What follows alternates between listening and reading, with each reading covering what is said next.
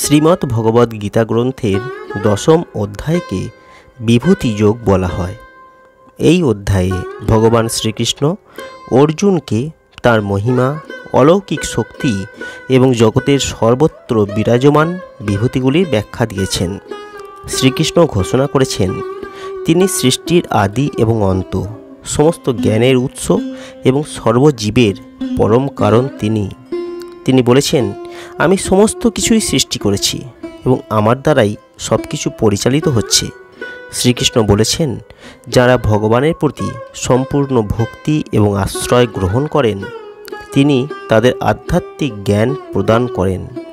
তিনি বলেছেন, যে ভক্ত আমার কথা শ্রদ্ধার সঙ্গে শোনে এবং চিন্তা করে আমি তাকে বুদ্ধি যোগ দান করি। ভগবান সর্বত্র বিরাজমান এবং তার অসীম বিভূতির প্রকৃতি বিভিন্ন দিক এবং বিশিষ্ট সত্তার মধ্যে প্রকাশিত হচ্ছে। তিনি বলেন, আমি সকলের মধ্যে শ্রেষ্ঠ।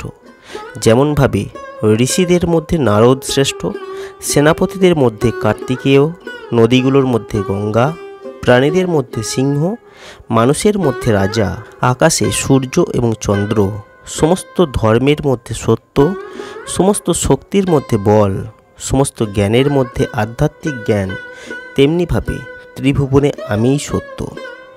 অর্জুন ভগবানের মহিমা শুনে কৃতজ্ঞতা প্রকাশ করেন এবং ভগবানের প্রকৃত রূপ এবং ক্ষমতা জানতে চান। শ্রীকৃষ্ণ বলেন, আমার বিভূতির কোনো সীমা নেই।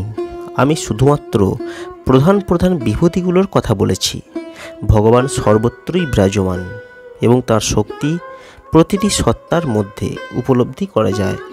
সত্য, ধর্ম এবং ন্যায়কে আশ্রয় করে জীবন যাপন করাই শ্রেষ্ঠ পথ। শ্রীকৃষ্ণকে পরম পুরুষ এবং সৃষ্টির মূল কারণ হিসাবে জেনে ভক্তিভাবে তাঁর শরণাগত হওয়াই মোক্ষের পথ। এইভাবে দশম অধ্যায় আমাদের শেখায় কিভাবে ভগবানের মহিমা উপলব্ধি করতে হয় এবং তাঁর প্রতি ভক্তি এবং বিশ্বাস স্থাপন করতে হয়। এই হলো শ্রীমদ্ ভগবদ্ গীতা গ্রন্থের দশম অধ্যায়ের সার সংক্ষেপ। কেমন লাগলো আজকের ভিডিও কমেন্ট করে জানাবেন। যদি ভালো লাগে ভিডিওটিকে লাইক করবেন, শেয়ার করবেন আর অবশ্যই চ্যানেলটিকে ফলো করবেন।